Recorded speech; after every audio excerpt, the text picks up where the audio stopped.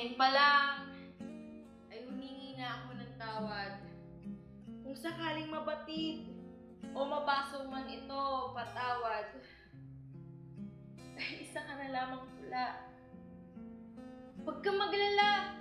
Isa-isa kong inabot ang bawat tala galing sa kalangitan para mahanap ang mga pinaka-perpektong salita na pwedeng itugma sa isang tulang tulad mo. At saka pagdudugtugtungin parang ialay sila sa'yo.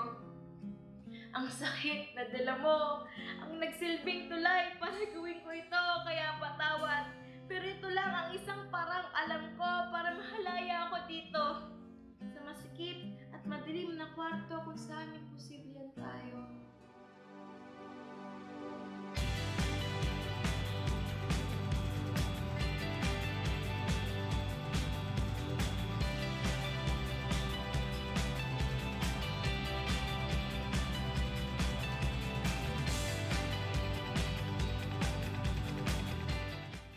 Tawa, bigla ko lang naisip, paano magkakaroon ng tayo kung wala naman talagang tayo? Dahil ang meron lang ay ikaw at ako, dalawang individual dito sa mundo na kailanman ay hindi tinadhana para maging buo. Sandali, di na may bumulong sa aking tenga. Sumugot na ata ang kalawakan. Ang sabi niya, ginawa mong mundo, ang dapat ay tao lang. Ginawa mong mundo, ang taong ginawa ka lang bituin. Marahil ay may galit siya sa akin.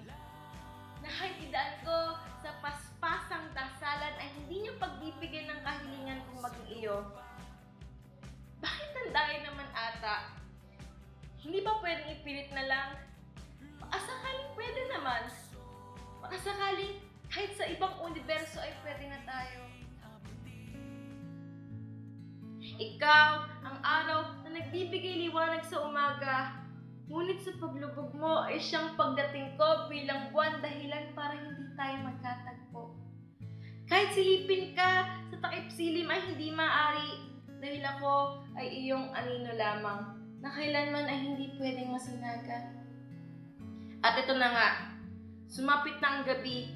Panigurado, tulog mo'y mahimbing na. Pero ito ako. Mulat pa rin ang mga mata, nagbabakasakaling may dumaan na bulalakaw. Dahil ang tanging hiling ay ikaw. Ikaw na nagsisilbing tanglaw. Ikaw na nagbibigay ilaw. Sa buhay kong akala ko'y wala nang saysay, subalit napakalupit talaga ng kalawakan. Nawala lahat ng pinaghirapan, pinagpaguran, pinaglaban. Ilang oras nang nakalipas at ika'y babangon na. Panahon na para ako naman ang magpahinga. Dahil nakakapagod pala talaga. Kaya mahal, patawad. Pero tatapusin ko na ito. Tatapusin na kita. Tutuldukan na kita.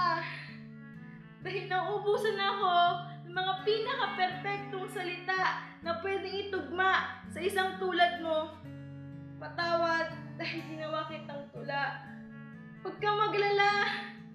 Sa tingin ko, walang ibang salita ang anumang babagay sa'yo dahil para sa akin, ang pangalan mo, ang pinaka-perpektong salita sa ginawa kong mundo kung saan meron ng tayo.